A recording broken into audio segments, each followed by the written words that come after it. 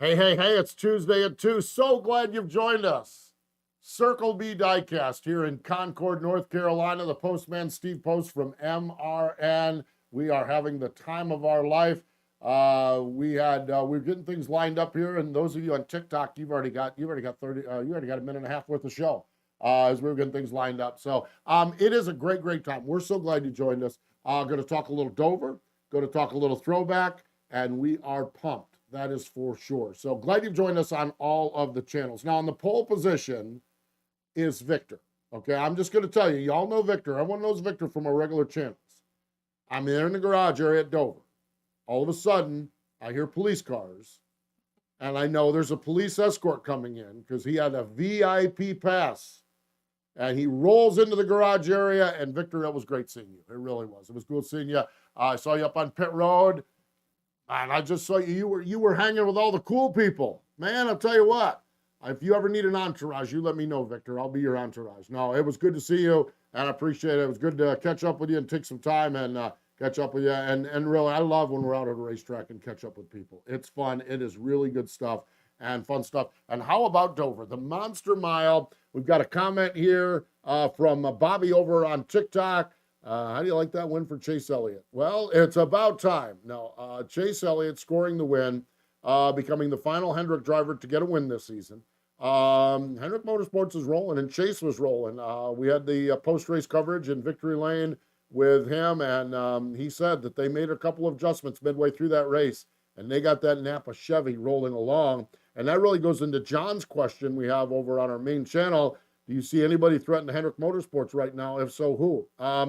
It's early to say. Right now, Hendrick Motorsports, and it seems like Ross Chastain is the only one that can stay up there with him on a weekly basis. I like the speed that Gibbs has. They, through losing tires on pit road, Kyle Busch, no fault of his own. He pitted and the caution came out. He got stuck. Christopher Bell had a great run, a great recovery. I like the speed that Gibbs has.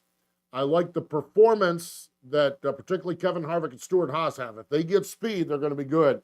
So I think those are ones we have to look at, John, when it comes to Hendrick Motorsports. On the opposite side of this, my question is, where's Penske? Boy, they're struggling. I didn't expect them to go to Dover and struggle that mightily. So it's I don't know. To your question, John.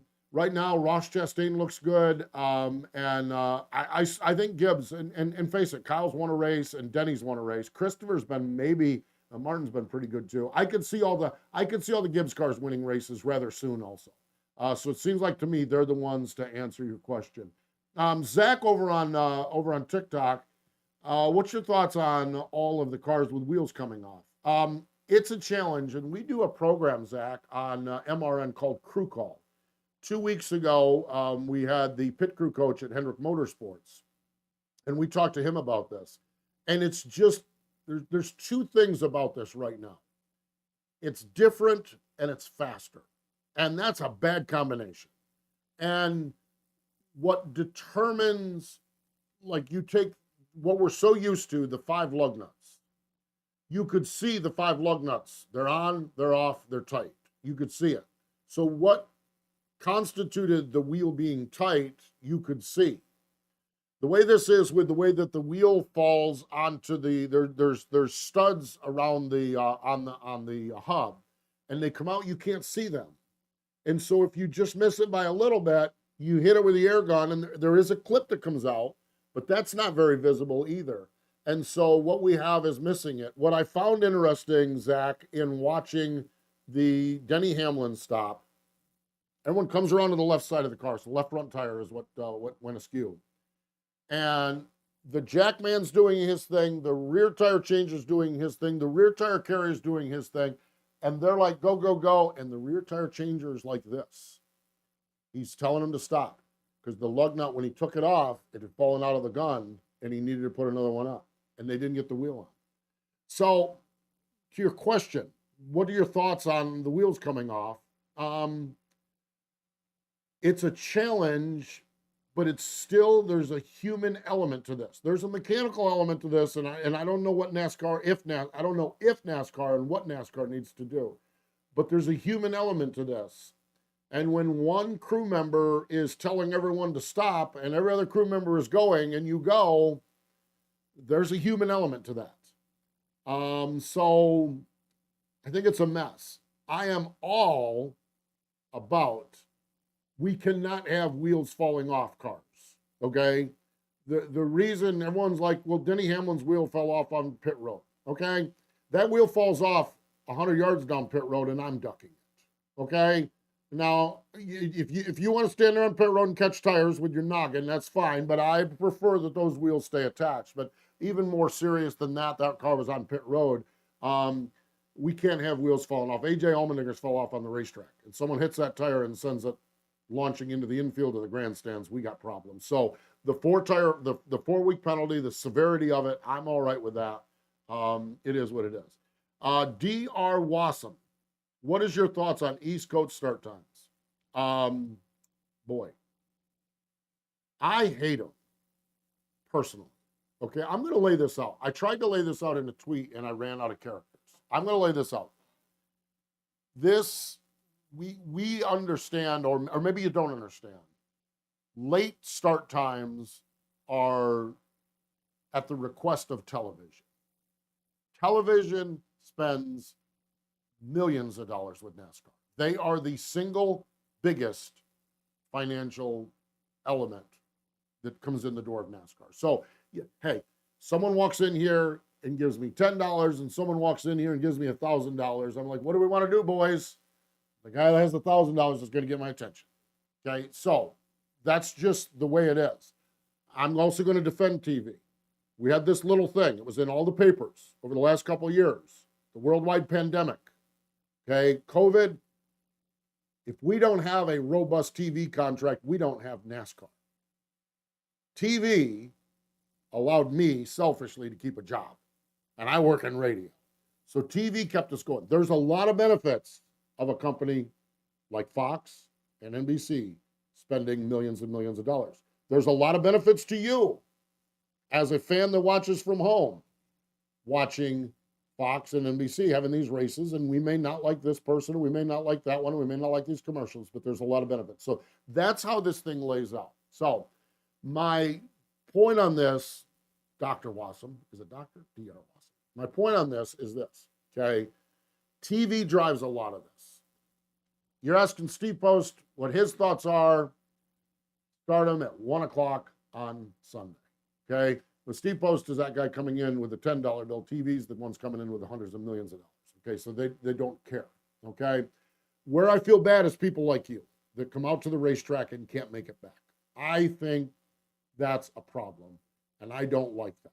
And I don't know the solution either, but I don't like that because you're the ones that can't come back on Monday. You're the ones that are spending your money on travel and tickets and hotels and food and everything else. Now, I will say this, Speedway Motorsports and the NASCAR tracks have done a nice job with their refund policy. And if you're not familiar with it, you might want to check it out because there's refunds for people who can't come back on Monday. So I say all of this. Here is why it's great to have 3 or 4 o'clock starting times. If we're talking TV and sports, the Mac Daddy of TV and sports is the NFL. Okay, I know we're not the football. We're talking TV and sports. Okay, I live in North Carolina near Charlotte. We have the Carolina Panthers. Do you know what time the Carolina Panthers play most of their games on Sunday? 1 o'clock. Okay? There's a really, really popular team in Dallas, Texas. There's a really, really popular team in Green Bay, Wisconsin. There's a really, really popular team in Pittsburgh, Pennsylvania. There's a really, really successful team in New England. There's a really, really successful team in Kansas City. You know what time they play most of their games? 4 o'clock. That's not by accident.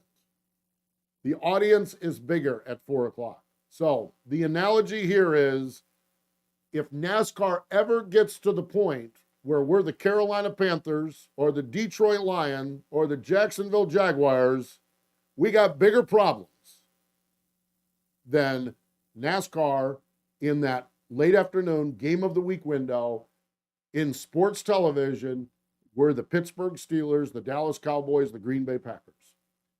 And as much as I hate it for people at the racetrack, I don't like that at all. And I'm one of those people at the racetrack. I'm paid to be there.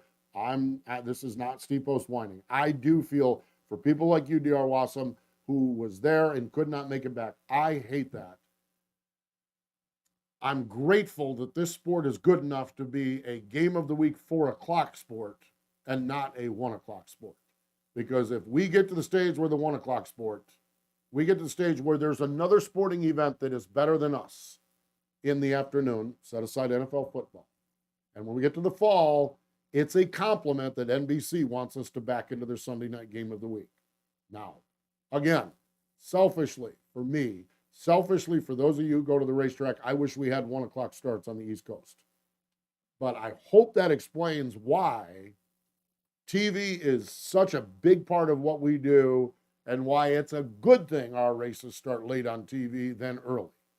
Because if we're early, we're the Detroit Lions. We're the Carolina Panthers.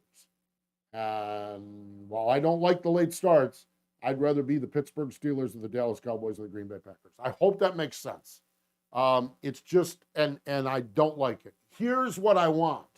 This is what I want. Sunshine and 70 degrees. That's what I want every Sunday. You give me that, and this topic goes away. But I do appreciate it. I hope I've explained it a little bit to you. I hope that I have. Zach says, could you see them implementing something like F1 with the red? Possibly. I don't know. I don't know enough about that, Zach. I just don't know. It keeps rearing its head, so there's got to be some attention put on it. But it's still human error, so we're in that mix. All right, so let's see what we got here. Let's see. We got up to John. Let's talk a little bit. Let's talk a little bit about throwbacks. Okay, let's talk a little bit about throwbacks. I don't see anything there. There's some asking about some diecast, and I have no idea like that. Let's talk some throwbacks. What are all your favorite throwbacks going into Darlington? Jump on there. I'll tell you who mine are, but I want to see some of yours. What are some of your favorite throwbacks?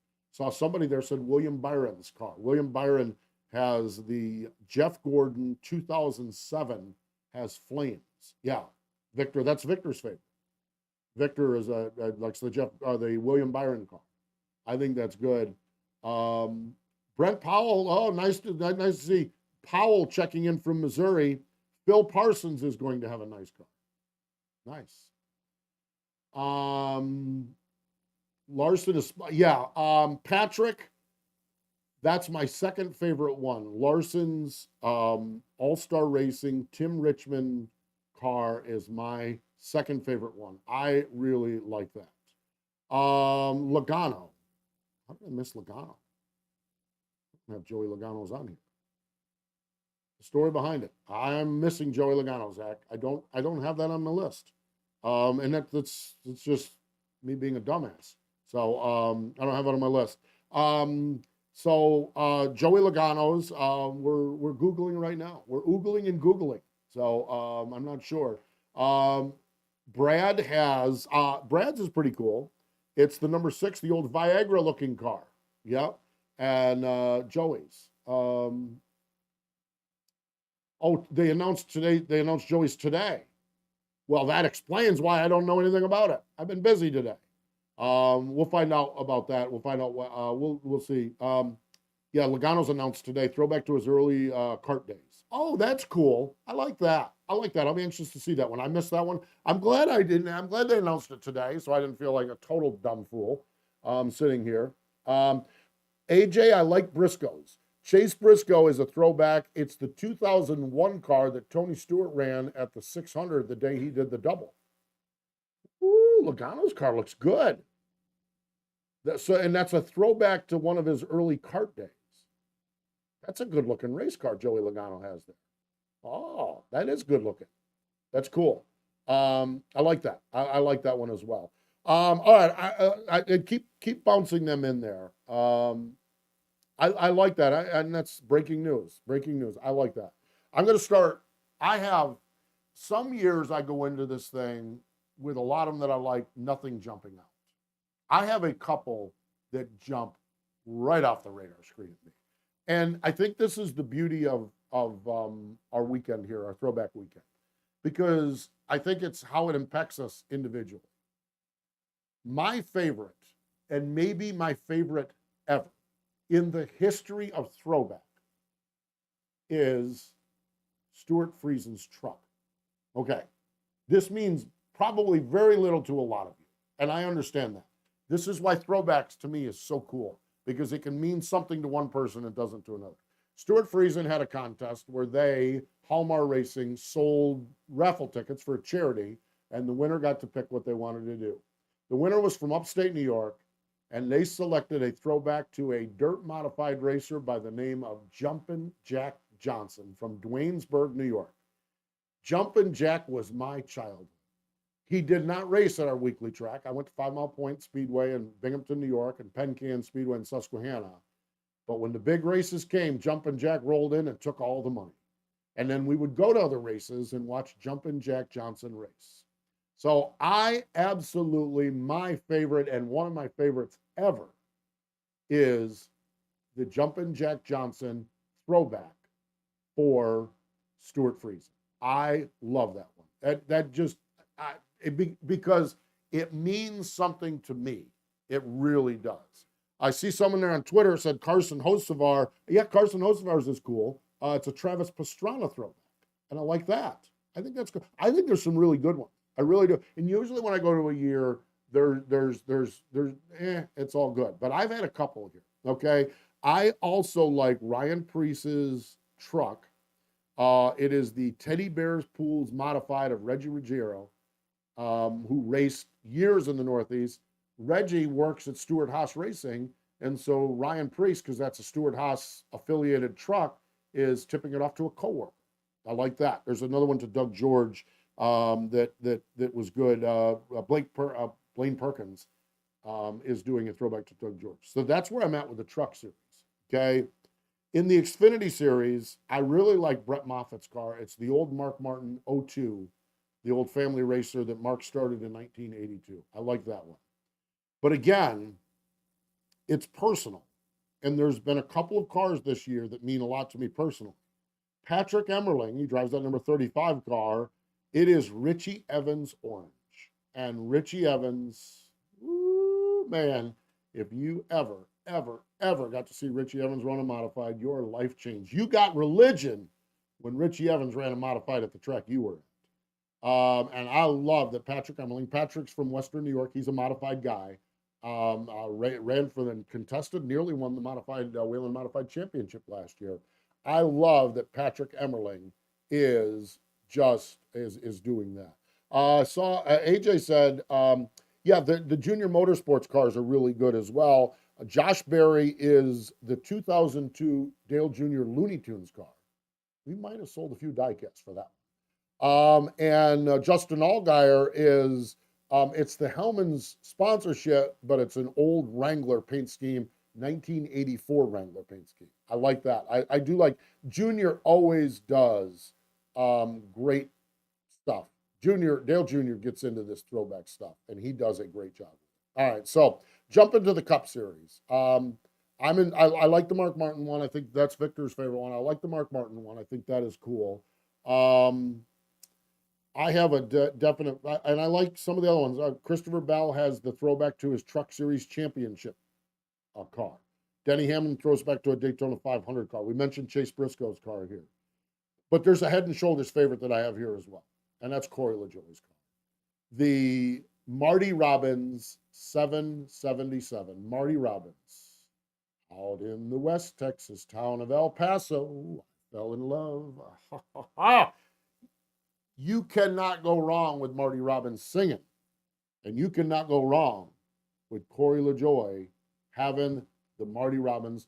He got NASCAR to allow the big 7, which is his number, and then smaller 7s alongside of it. Purple, yellow. Ray Evernham did a restoration of that car for Marty Robbins. And I love that one. I am a huge Marty Robbins fan. Love Marty Robbins. A white sports coat and a pink carnation. See that? Yeah. Pull that one out. Pull that one out of the time machine. That's right. So I am huge on that one. But I think that is such the great part about Throwback Weekend is what means a lot to me. Jumpin' Jack Johnson may not mean as much to you. And what means a lot to you may not mean as much to me. And isn't that awesome that we have this Throwback Weekend? I just think it's great. And I think it's awesome. I would love to have seen the diecast for Sheldon Creed's throwback to Jason Leffler. There's a Leffler car this year. There's a Jason Leffler car this year. Who has it? Somebody has a throwback to Jason. Oh, it's Cole Custer. Cole Custer is throwing back to the first Haas CNC win, which was Jason Leffler in 2004 in Nashville. So I like that. I'm with you. This getting diecast, not getting diecast, getting them made. I wish they could make them all. I get that, but again, you can't do that.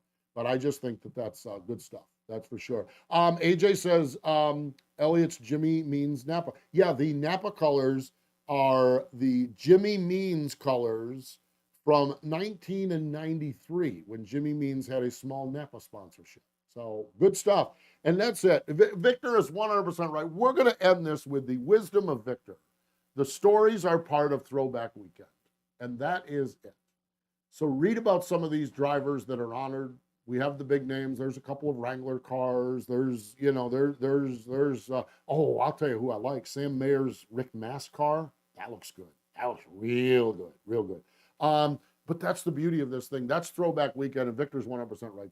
Stories are part of Throwback Weekend. So really, really fun stuff. So, man, look at this. It's 2:26. Where did the time go? We're talking NASCAR. That's what we're doing here. Now, here's the good news, okay?